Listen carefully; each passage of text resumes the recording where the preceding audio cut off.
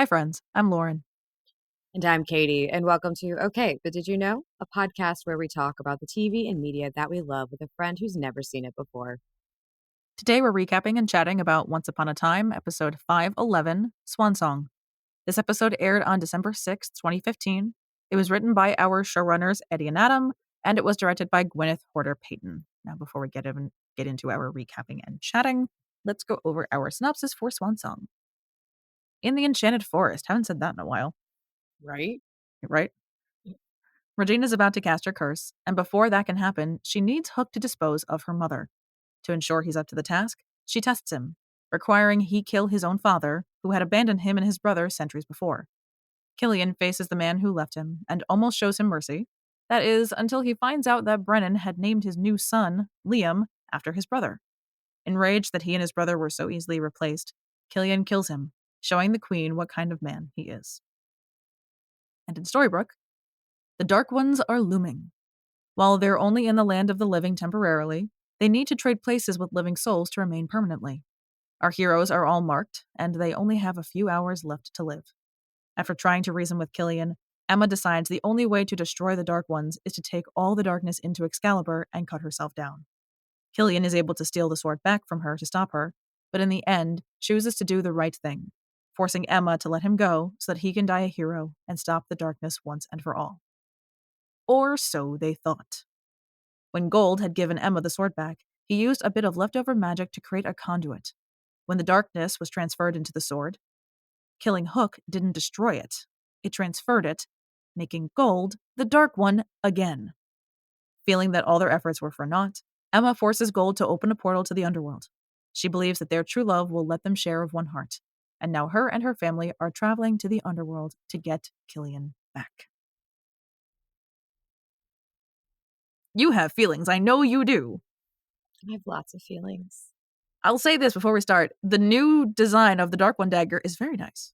Oh, I love the new dagger. I think it's great. It's very pretty. But we're going to start from the beginning. Okay. I have very few notes because There was a lot. watching this episode was... I'm sure when it comes to like the underworld, I'm going to have so much to write down that it'll be fun. Yeah. Well, because the underworld's going to come with it. Like every couple of episodes, or at least honestly, I think every episode for a while, we're going to get like a callback or a flashback or someone new that from the past is going to come back because it's the underworld. Yeah. This is a chance to see the many people that this show has killed, which is a lot of them. Quite a few. Yeah, it'll be really emotional, I'm sure. But like just off the bat, I'm like, all right, that escalated quickly.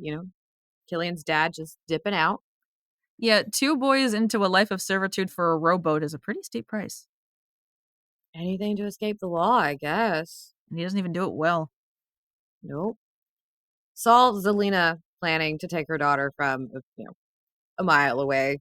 We knew this was coming. It does. I wrote down that her plan works perfectly because I can see from a perspective of, again, I go back to what I said or what she said in 417, being that no, her deal was his life for her happy ending, essentially. Yeah. Whatever that may be. And I can see that while her deal is with Rumple specifically for him, Nimue being, all Dark Ones are Nimue, I can see her viewing it as a deal with all Dark Ones, meaning she would be immune to being dragged to the underworld. I think it works. Fair.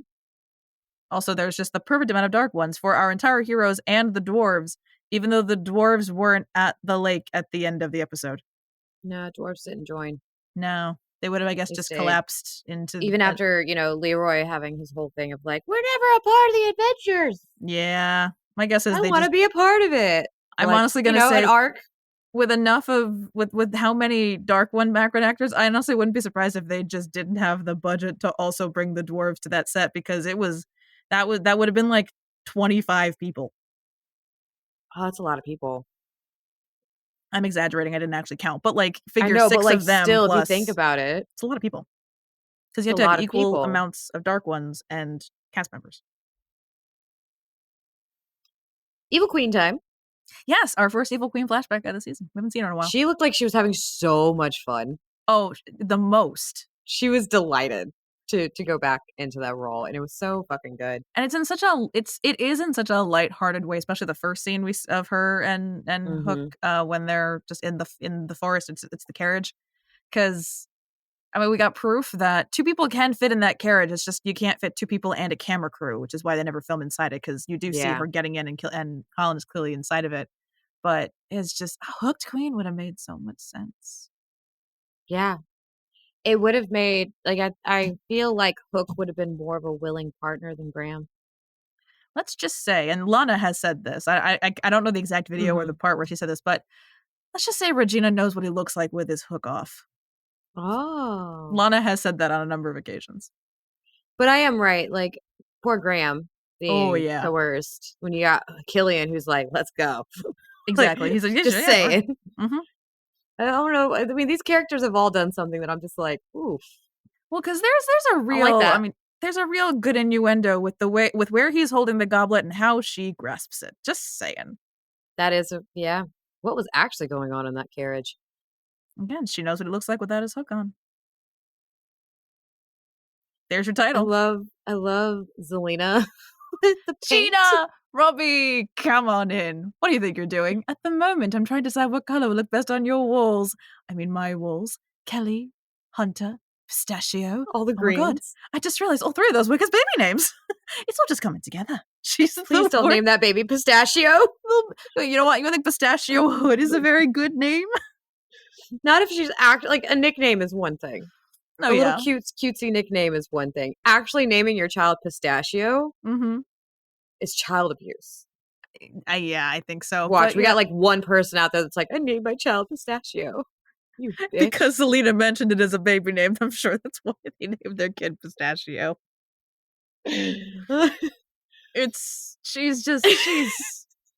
She doesn't care. And I love her so, so much for it. Especially with the line though, oh yes, the withered knob of that sad old man. And I'm just like, thank you for this line. Whoever wrote this Yeah. Well, it's specifically. that one, and then when Regina poofs them to the clock tower before she sends her thing, the line of "I want to hope this is a blooper," or this was like an ad lib, because it's such a Bex thing to say. Yeah, Such a letdown. I thought you were going to use the thingy. Like the use the thingy line. I'm just like, I want to hope Bex just came up with that, because honestly, that's something she would say. it makes more sense. Yeah, like this was written. This episode, I mean, I don't know who wrote exactly what, but it's written by Eddie and Adam. They do get humor, but I wouldn't be surprised if, at the very least, that was a Jane Espenson add-in, because one-liner humor is more her forte. Yeah, but I mean, when you're in a writer's room too, it's very lots of bouncing of ideas, I'm sure. Oh yeah, And like when it comes down to like certain characters that you know someone else writes a little bit better than everybody else, I could definitely be like, hey, Zelena, help me out here. she needs What to is the say most something. maniacal thing we can have her say? I thought you were going to use the thingy. Is the most maniacal, like that's the best in my opinion. That's the best. So Killian killed his own dad. Uh-huh. We just jump like it goes from shit like this to that, and I'm just like, okay, we're getting Yep. backstory. We're getting rid of Zelena for a little while. She's not going to the underworld apparently. She's She back to will. Oz. Zelena, I'll talk about that when we get to my notes later. Yeah, She's got her own little convolutedness with the underworld, but for our purposes, it makes sense that she starts in Oz. that's fair. Because I just named him, Killian the cockroach. Mm-hmm. Because it was interesting, that he was alive that long, and so was his father. Yeah, the sleeping That's curse. convenient. That sleeping curse was a real cop out. Yeah, it's real convenient. Wasn't a huge fan of that, Mm-hmm. but yeah, definitely interesting that we escalated the way that we did with Yeah. Killian and his dad. I was just kind of like, okay, Well, why? we've already seen, especially with how he responds to darkness in his blood. Killian's got some. I mean, he's got some real daddy issues to deal with, but that go unresolved. But Obviously, obviously, but his emotional volatileness is very apparent. yeah. Because he's about to help him, and then he just flips right into the "we were that easy to replace" dead. I mean, it definitely brings in the morally grayness of him because we've seen so much of him being a good person. Like Oh yeah. when it comes down to things, I know we'll get more of everything with Mila, but like I Hmm. don't feel like he would just take a woman to do it. Like there's emotions there. We are 3 weeks from seeing the flashback where they meet. Thank fuck.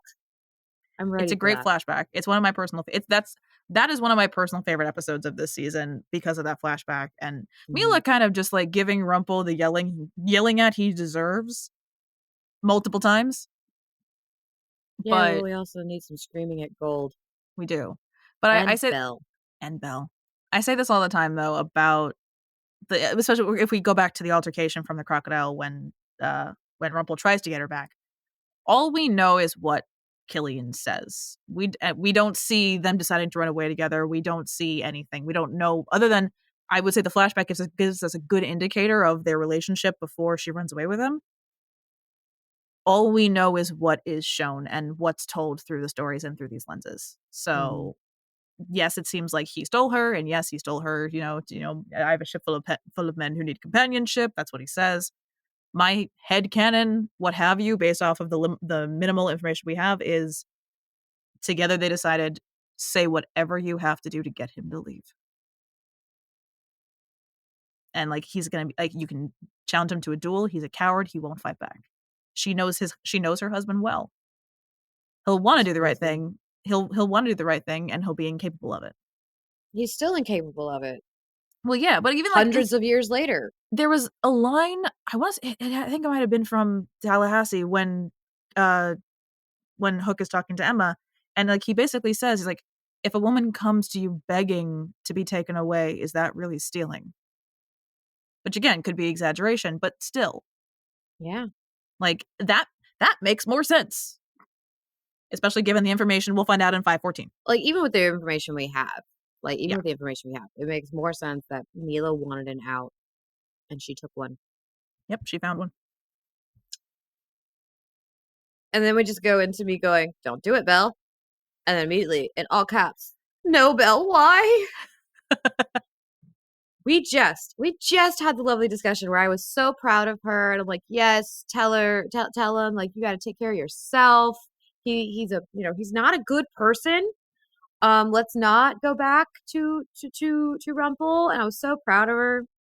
And then he does one seemingly good thing, Uh huh. and she gets in bed with him. Immediately, the implication of when we see him getting dressed when Emma shows up in the store, the implication is that like they immediately had sex, which there's a reason for it. I hate saying there's a reason for it, but there Oh is. no, So I can't no. say anything else. Yeah, But but I'm not done. I'm not dumb. I know how babies are I was made. gonna say when a woman and a dark one really love each other, or at least claim to, Ew, not a it's baby. it's necessary. Again, it's necessary also for the 514 arc or 514, like yeah, that plot of that episode. Yep. I'm sorry because I think I told you at this I'm point. out of words. Like, I'm sorry. I'm supposed to be talking, but like No, my I face. know, but like it's again because it's the point of at this point in the show, at this point in time, Emily DeRobin is pregnant. I Yeah. told you that. So it's weird though that they wrote in this pregnancy, but it doesn't do anything for not having to hide the pregnancy belly. Because I mean, we're gonna at this point in 2015 land. I mean, they probably filmed this. I would say maybe like November of 2015, maybe earlier Hmm. than that. No, earlier than that because this came out in December. So I would say they filmed this probably like in like September, October, give or take. They'll take a hiatus for the holidays and everything. But when it comes out, and then subsequently, like we have a 3 month jump when we see things, but like by the time she realizes that she's pregnant, like Belle is like a couple weeks pregnant, Emily DeRobin's like 8. Ooh. So like, because it's the thing they wrote in the pregnancy, but Belle and Emily are always pregnant at varying degrees. So like she gave birth like right after the show finished airing, like for the season, like in May or whatever. Mm. And then by the time Belle has to give birth, her daughter is like 6 months old. So it's like it didn't really write it in all that well. Yeah. If you're gonna write it in the right way. It's an interesting way of doing it. But this is also a case of I'm now noticing more ways that Jennifer Goodwin's clearly showing because she's also pregnant, but they Yeah. don't write in this pregnancy. One pregnancy was enough. But like they show her from like behind like the case in Regina's vault, or they have the fake baby on top of her the entire time. I was kind of picking on her 'cause her face also gets a Yeah, little bit rounder. She rounds it She out gets again. rounder when she's pregnant in the face. Yeah. But um, but yeah, I'm disappointed. We're not mad at Rumple. We're just disappointed. Yeah. No, fuck Oh, Rumple. Belle. Oh, Belle. Wrong person. I'm Either disappointed way, in Belle. Fuck I'm also Rumple. disappointed in Rumple, but also I have a theory. Yeah, because then I'm just like, Gold is the dark one again? Like, Again. why? I mean, to be fair, he didn't account for a past Dark One being able to hear the dagger because the past Dark Ones are usually dead. Yeah, You're not wrong. but like, why? Because he's an addict, and this was what I was Oh, telling, and that's okay. what it is. It's because he's an addict. Because Yeah. the first time he took on the power of the Dark One was because it was to protect his son. That's the first time he took it on. This time he took it on Hmm. out of pure selfishness because he missed the power. My theory, I had a little conspiracy theory moment last week Hmm. because I had kind of forgotten about the Bell situation. So I wrote this in my notes last week and then reiterated it again this time so I could remember to talk about it. But I honestly, as soon as he was awake and as soon as because he was, I think the only time we saw him at his truest coward form was when he was learning to be a hero and before he could pull Excalibur. Yeah. Once he did that, I think there was a bit of him that always planned on trying to be the Dark One again. Like you holding a sword with that much power, Yep. that's that's a beer for an alcoholic. Like that's what it is he got that touch of that by taking that out. So my theory is I think he was always intending to become the Dark One again because he also knew that Emma's plan was going to involve destroying the darkness somehow. Yeah. He's been around for 200 years. He knows what he's He's doing. been the dark one. He's been the Dark One. So I think his plan was always that he thought he could be the Dark One again and have Belle as long as he convinces her that he's changed before he takes the power back. And like even then he could claim that it was some kind of weird like mishap. But now that she'd broken up with him and he really doesn't care anymore, he's not trying to hide it. So he takes the power, assuming he's already lost her. Then she comes back. His plan's already in motion. She comes back and forgives him, and he's already the Dark One again. So now there's nothing left to do but So continue to why, lie. just why, yeah. Why But worry? exactly. He's so Only to that's my break thing. her heart again. Just break her heart a million times. So I truly think from the moment he pulled Excalibur out of the stone, I think being the Dark One again was always his plan. No, I have to agree with you on that one. It definitely makes sense because like at that point he has no power. He doesn't have his foresight anymore. So like anything to No. get back something he's had for so long too. Like he had that power for so hundreds of Yep. years. He's the So he's like, longest no, reigning I Dark need One. this back because he doesn't know who he is without it. Mm-hmm. Which I have to say, after dealing with some addiction in my life, like, yeah, no, that's exactly what it is. You don't know who you are without it. And so you finally grow as a person and do Mm-hmm. some introspection and work on yourself. But the issue for him is growing as a person forced him to have a taste of his addiction again. Yeah. Because they turned him into the purest hero of all so he could pull out a magical sword and holding that magical sword, which was a conduit for the darkness. And let's not forget that. That half of Yeah. Excalibur was the Dark One dagger, essentially. Because even though we couldn't see it, that was the whole point. And I was like, pay attention. They only showed us the back of that sword for a reason. The Excalibur at that point was Killian's tether. So he was holding on to a conduit for the darkness. I'm firm in that because Yeah. it's also easier to convince Belle that if he did become the Dark One again, that it was all some kind of magical mistake. If she's already accepted that he's changed. Yeah. Even though Like, oh, I was just the last one. So it came back to me. Mhm, Like, he's got an out, so to speak. exactly. So It's really funny that the next thing I wrote down was just this show fills me with a blinding rage. yeah, Because, but you keep yeah, watching it. But I know. it's a blinding rage that you still enjoy. Like, I do really enjoy it. This also just felt like there were a lot of moving pieces in mhm. this episode because you're finishing off this other story, trying to transition into the next one. But then you've got everything going on with Gold and Bell, and I'm just sitting here like, I hate all of you right now. Because we got a couple of episodes of Killian being the Dark One, and he's great and it's wonderful and I enjoy it. But then it felt like it all came to a close very quickly. I'll admit the scene where he dies, the first couple of times I watched it, I still didn't know what was going on. Yeah, Like I'm just kind of like, what's happening? it takes watching the show a lot and watching it as closely as I am now to make sure I understand everything of the point of taking in the darkness, cutting down the Dark One. It's kind of like Dark One can't kill Dark One feedback loop. Yeah. Like, Sword has all darkness, Dark One, that's why Killian dies, Emma doesn't. Also, the darkness was sucked out of her anyway. But Yeah. that's Just nice how seeing that her back works. to normal too. Basically. Yeah, it's nice. It's nice to see the red leather jacket again. It is.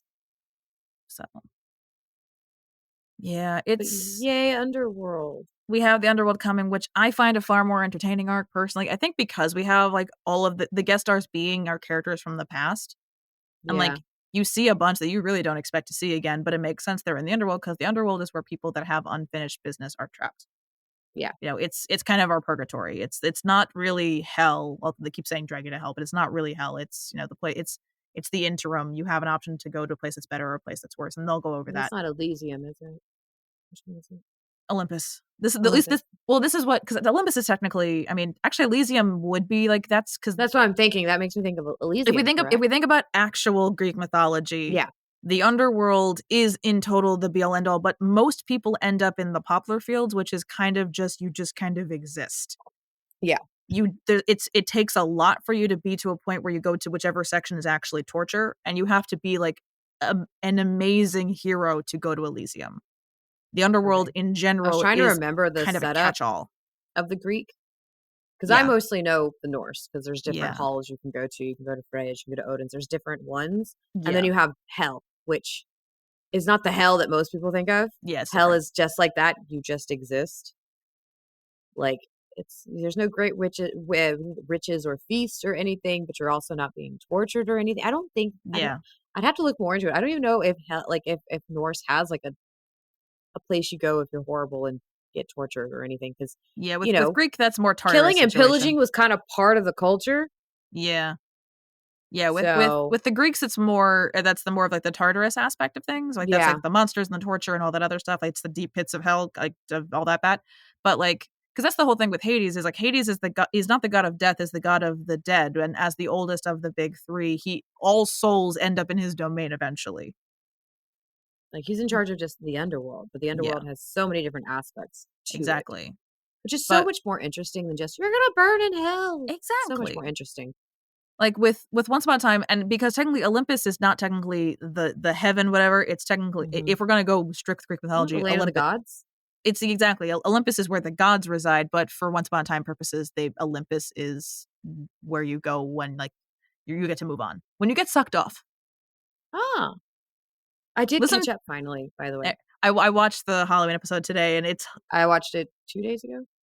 Hetty with the accents I was was waiting. I didn't know if you had watched it yet. I almost no, I texted you, and I was like, didn't. I'll So leave her alone right now. But like her and the accents. and then what I saw the clip was her doing the Philadelphia accent, and I was like, I need to watch this because the Philadelphia accent was so good, especially the thing about the Eagles.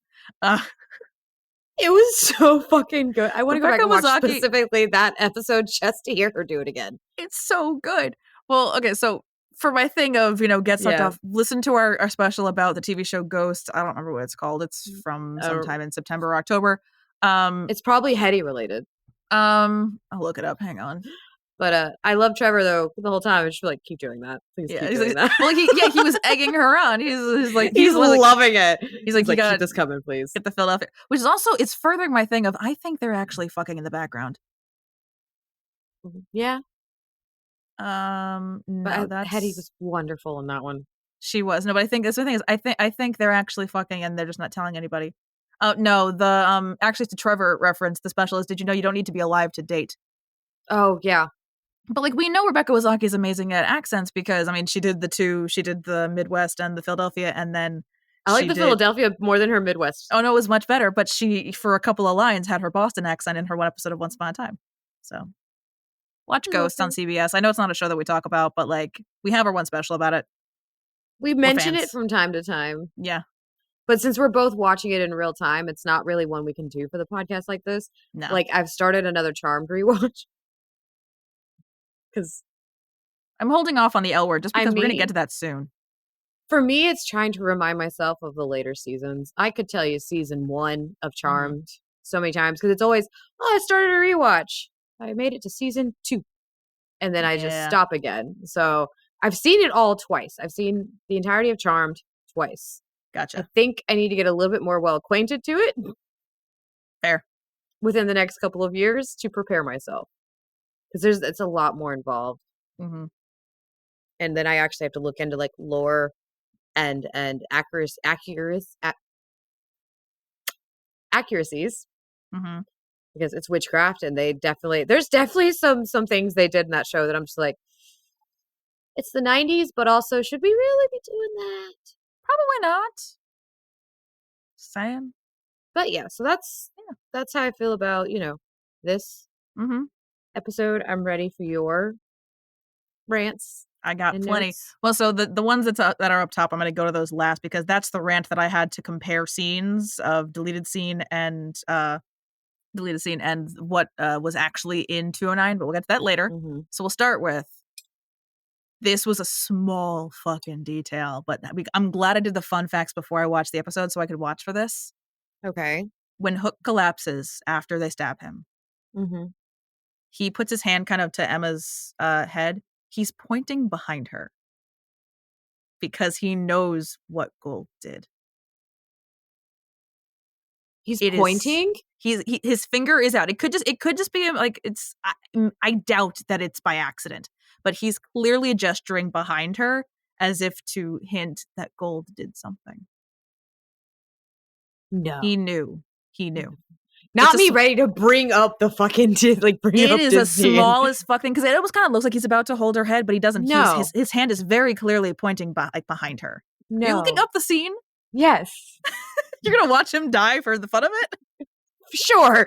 I've already watched him die how many times? I mean, I suppose if you want to just go into YouTube, you'll find, and you just search Once Upon a Time 511, you should find it. I can find it pretty quickly. It's not hard to find his death. That's true. It's not hard to find his death scene. So you have fun watching that and just watch his hand, just gesture behind her. I keep clicking the wrong thing.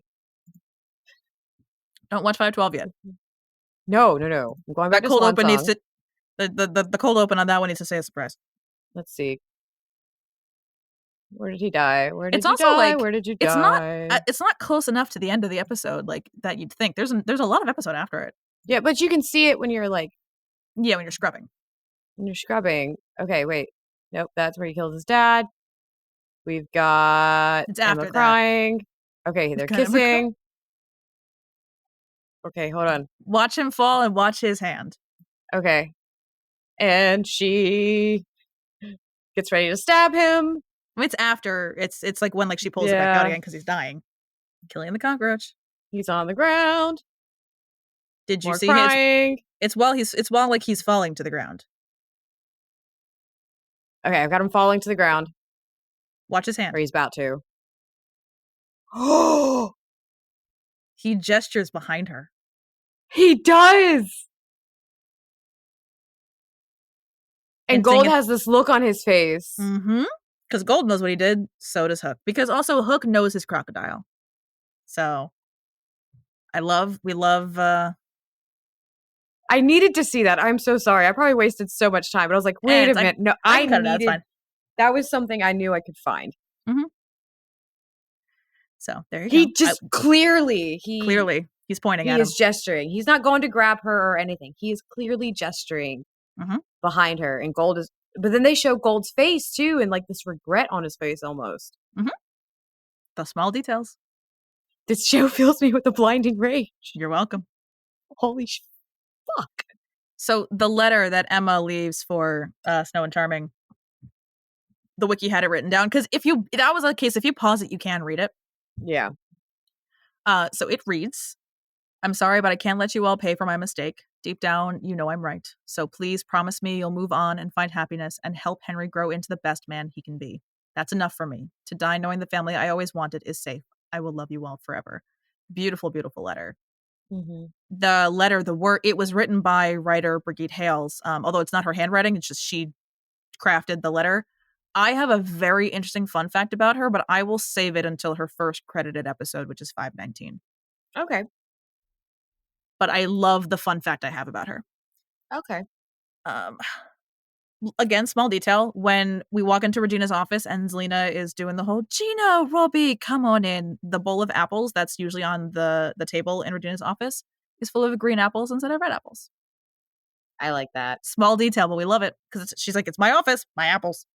And also, we were saying before, it's a little bit of a cop out that Brennan, because Brennan, I don't know if they ever said his name, but Brennan is Killian's father. When he's reunited with Hook, he says, "How is it possible I left nearly a century ago?" Suggesting that Brennan left Killian sometime after 1883, whatever. But he said nearly a century ago.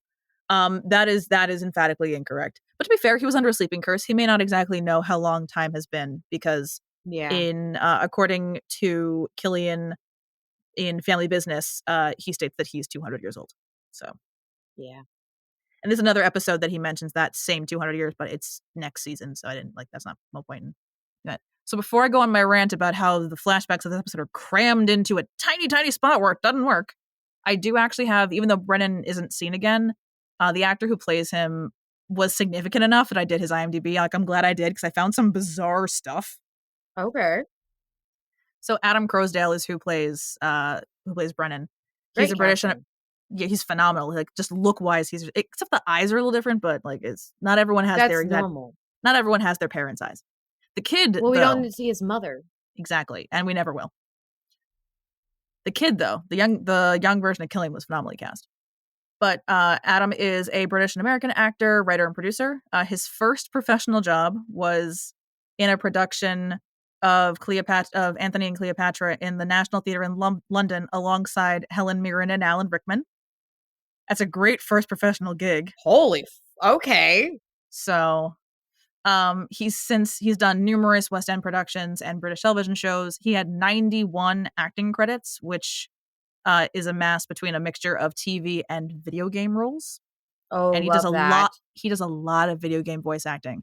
So he's been in franchises. He's in the World of Warcraft franchise, Call of Duty, Halo, Final Fantasy, and Fallout, to name a few. And this is why I got excited when I saw this. He's in the sandbox dating game Date Everything.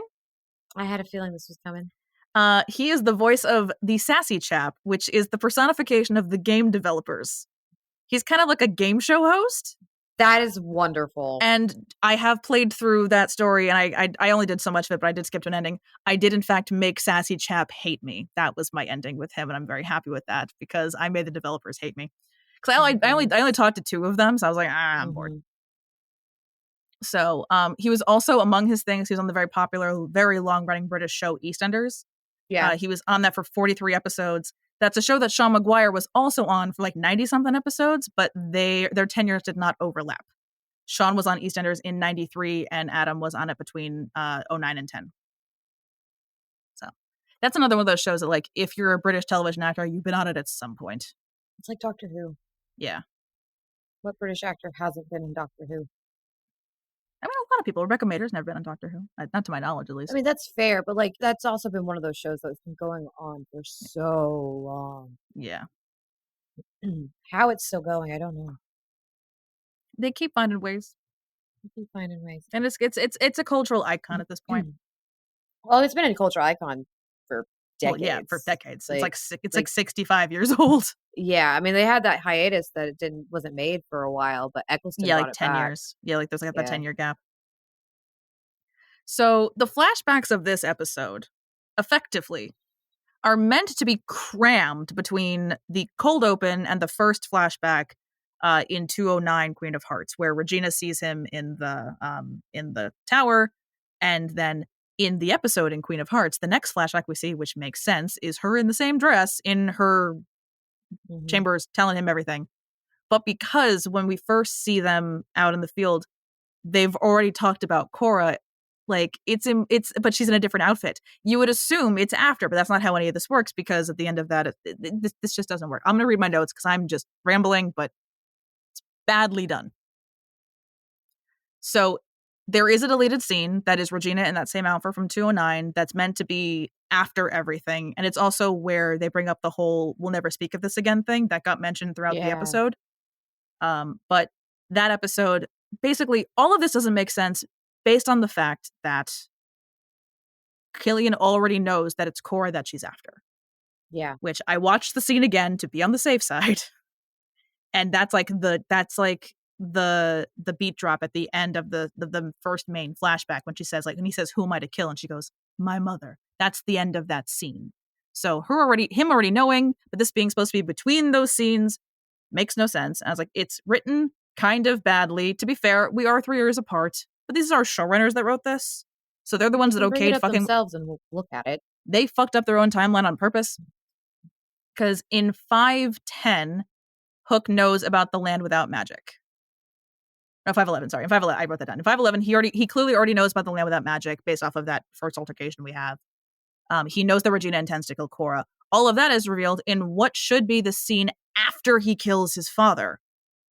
Also, we didn't need a moment of her taking his hook from him because she already had it from the first flashbacks. She takes it from him when he tries to stab Belle, so she's already in possession of it. And the deleted scene shows her like taking his hook. Oh, It's my like goodness. very sexually innuendo-y and whatever. I get it. It's sexy. They're sexy people. I'm not complaining.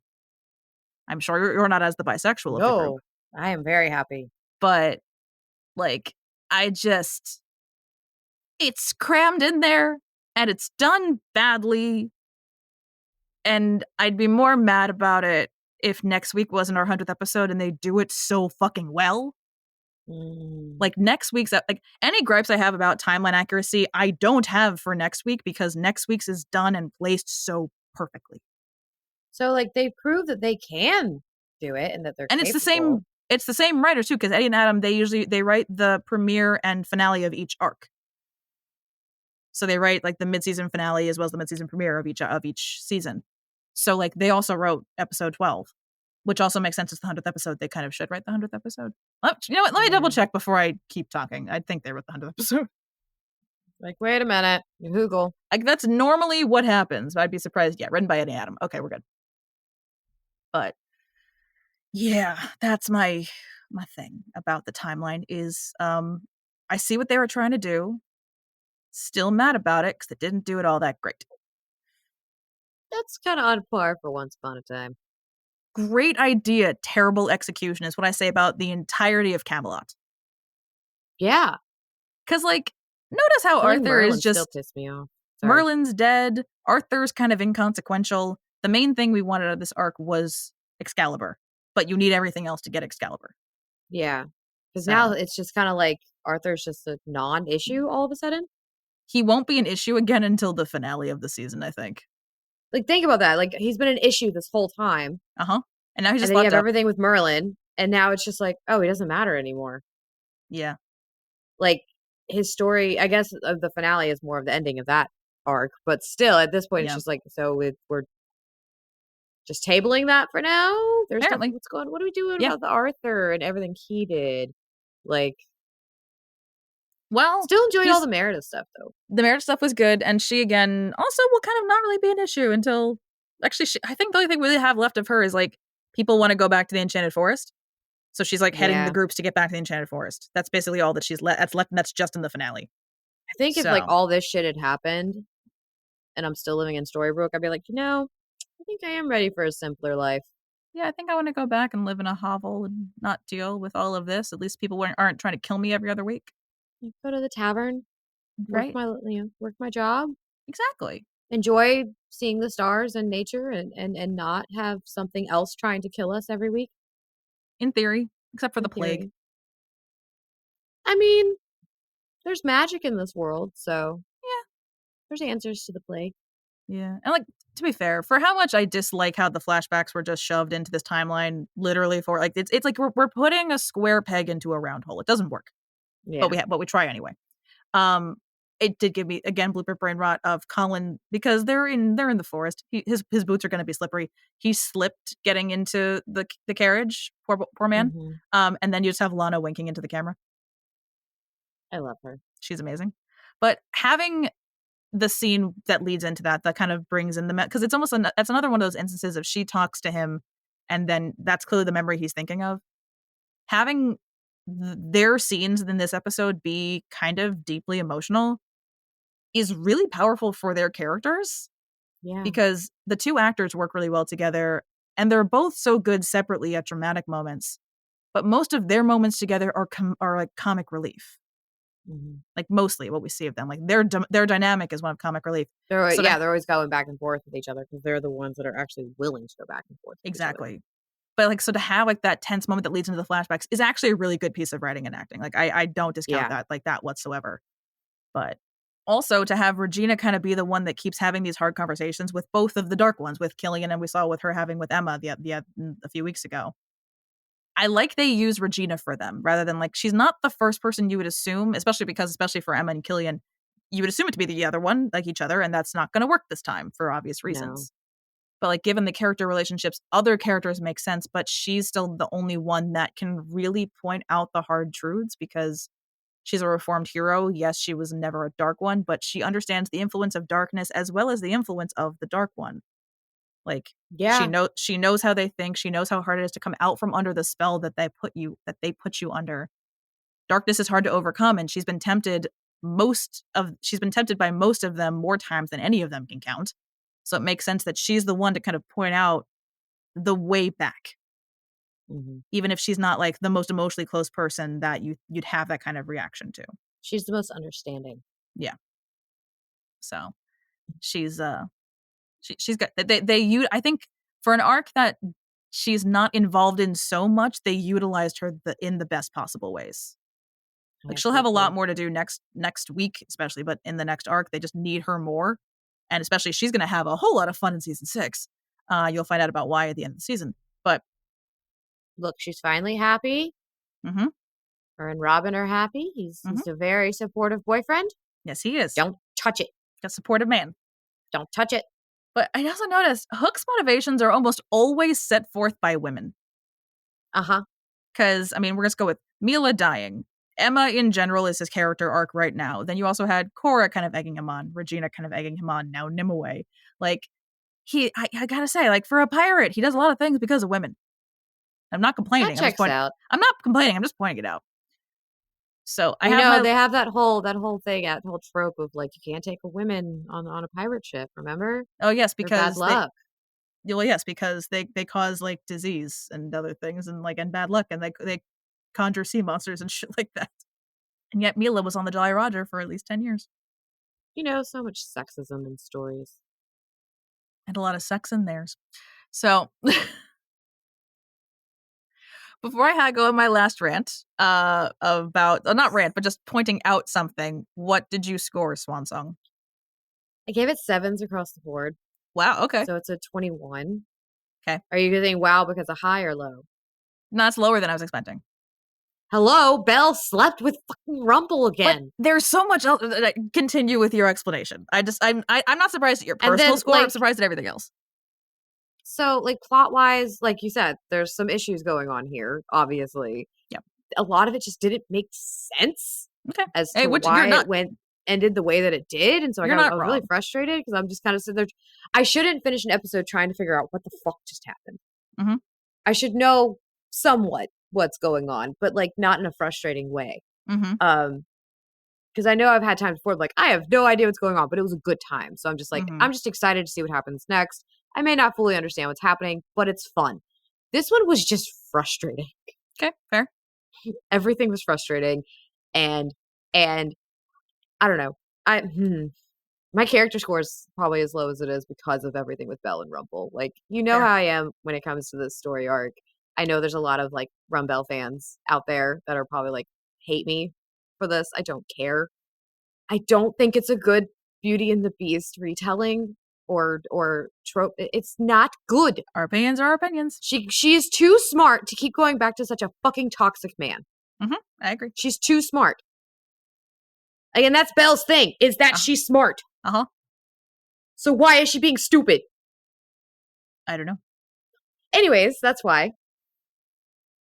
So I gave it 8s across the board. Like I didn't give it that much higher of a score, but like because I no, it's not like a 30. I was expecting maybe 8s across the board. Like so it's only 3 points less. But sometimes that point makes all the difference. And actually, I think I originally gave it a 9 for plot, but then I was like, no, this timeline thing is just too convoluted. I can't do this. So that's why I got the 8 for that. 8 similar, Belle going back and all that. And personally, it's a good episode. But yeah, I don't disagree though that this is probably the first time that what happens to Killian makes sense to me. Like it took a lot of viewings that it's a weirdly written thing. I'll say this though, this is probably this is the only, I would say, mid-season finale or even really like of our A and B half arc setups, where the finale actually is there to resolve that arc story Okay. rather than be there to set up the second arc or the next arc. Because like if we look at like with the way that Pan that was set up, yes, we had to resolve it a little bit, but more of that is meant to set up everybody leaving. That brings in Zelena. The Zelena is defeated before the finale. It happens fast. So our last episodes are meant to just we have a whole 2-episode arc just for them to bring back a whole 2-episode arc just for them to bring back an urn that sets off everything else. The Frozen that was Oh, yeah. the Frozen arc. I forgot about the Frozen arc yeah. for a second. 4A, because 410 is the finale. That's Ingrid, and then 411 is meant to set up the Queens of Darkness. Queens of Darkness are systematically, broken down throughout the arc, and you have the author. But again, it is his downfall. But the season 4 finale is mostly you need all of that to set up Emma becoming the Dark One. So it's like this one is like this episode is the Dark One's downfall. Okay. Like, yes, this needs to happen so we can go to the underworld. It does set it up, but it's the whole point of it isn't to set up the underworld. It's just that setting up the underworld is an after effect. It's just, I think I'm also just frustrated because this just means that we're continuing on with, okay, Gold's still the fucking Dark One. He's still that impending doom over everything because you never know what he's doing. And yep, I guess they just can't seem to get away from that part of it. No. Well, I say this they all the time. Rely Like heavily on it. Even he said like a couple weeks ago was if the roles were reversed, would you trust me? And no, they shouldn't. Yet they continually do, and I find that very frustrating. But we're working with what we got right now. We do need him because he's the only one of that group that's been there. And I'll say with them going to the underworld and Zelena ending up in Oz, it makes sense. Zelena will eventually make her way down there for other reasons, but her not being there. Dead. Sorry. Ding dong, the witch is dead, or at least she's very dead. gone. But she wanted to go back to Oz. That was kind of her whole thing at the beginning of the season. Bex gets a little bit with the baby. The baby, yeah. Bex gets a little bit of a vacation at least. But it makes sense that they had to kind of remove her because taking her with them to Camelot made sense. She was pregnant. They needed to keep an eye on her to make sure she didn't do anything ridiculous. Mm-hmm. As long as the baby is well cared for, there's no reason for her to go with them to the underworld. And that would be a conversation of, do we leave her here or what do we do? There's no reason other than being chaos, there was no reason for her to be in Camelot other than they needed to keep an eye on her. That's not so much the case this time. So it makes more sense that they would need to remove her entirely just to avoid that being its own conversation. Yeah, because then it's the fear of can we leave? Can we go to the underworld? Do we need to worry about Zelena going for the baby? Who no one here is powerful enough to protect the baby from Zelena? It's too many questions. And also for our purposes, for what will happen in a few episodes in the middle of the season of the 5B arc, Zelena needs to be in Oz for that to happen. Gotcha. So we're going to see a little bit of what happens when Zelena ends up back in Oz. And it's not going to be fun. Oh. For them, it's going to be, it'll be fun for some people.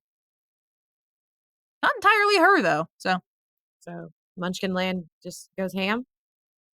Kind of. Thank you all for listening. Join us next time when we discuss Bob's Burgers, Season 10, Episode 13, 3 Girls and Little Wharfie, and Episode 14, Wag the Song. Don't forget to like, rate, and follow the podcast wherever you listen so you can be notified every time we publish a new episode. Follow us at OBDYK_pod on Instagram and Blue Sky. And if you'd like to join our Patreon, you can find the link with more details in our show notes. This has been an episode of Okay, But Did You Know? A TV and media podcast. It was hosted by Lauren and Katie and edited by Lauren.